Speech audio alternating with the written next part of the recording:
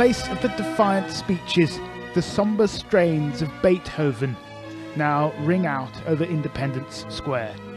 This revolution is moving into a new phase. But amidst the flowers and the children's tributes, flashes of something more sinister. Groups of armed men strut through the square with dubious iconography. That yellow armband is a Volksangel, a German symbol used by several SS divisions during the Second World War. Far-right graffiti is appearing, daubed on the walls of the city. The people who brought down the government were overwhelmingly ordinary Ukrainians, students and doctors, workers and even families, people who simply refused to back down. But the most organised and perhaps the most effective were a small number of far-right groups. When it came to confrontations with the police, it was often the nationalists who were the loudest and the most violent. A group calling itself the Right Sector is perhaps the largest. Its members can be seen marching around Kiev in columns of about a dozen. Mostly they carry baseball bats. Sometimes they carry guns.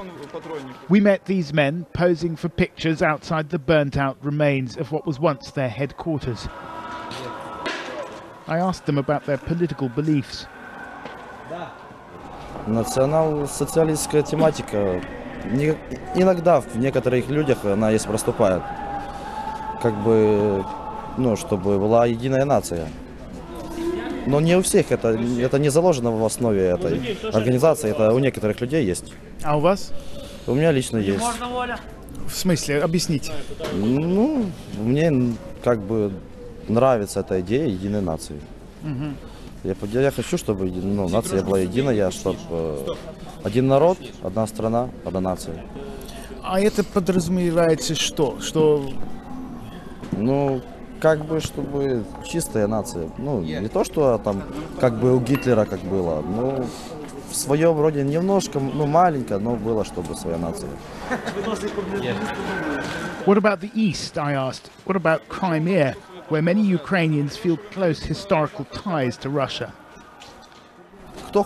Кому нравится Россия, пусть едут в Россию. Украина будет только для украинцев. Police have largely disappeared from the streets of Kiev. Law and order is maintained by so-called self-defense groups. Not all hold extreme views, but those who do are often shy of the cameras. We got a late-night phone call from another group known as C14, inviting us to meet their leader at their new base. It turned out to be the former headquarters of the Communist Party, now occupied by the far right. It's our general mission to totally ruin chains that connect our country with the imperial power from the past. And that being Russia?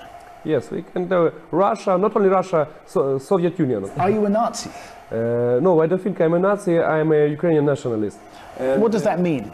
The main confrontation is about that some ethnic groups have control many business structures, some economic, some political forces, and which ethnic groups?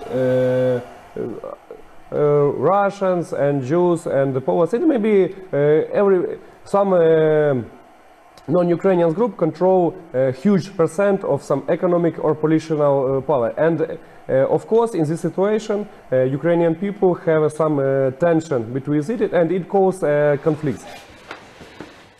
Mr. Karas says his group consists of around 200 men. C14 is affiliated with a political party called Svoboda, or Freedom, which now controls 4 ministries in the new government, including the Ministry of Defence. 2 of its MPs were recently photographed brandishing well-known far-right numerology. 88 stands for the 8th letter of the alphabet, HH, Heil Hitler.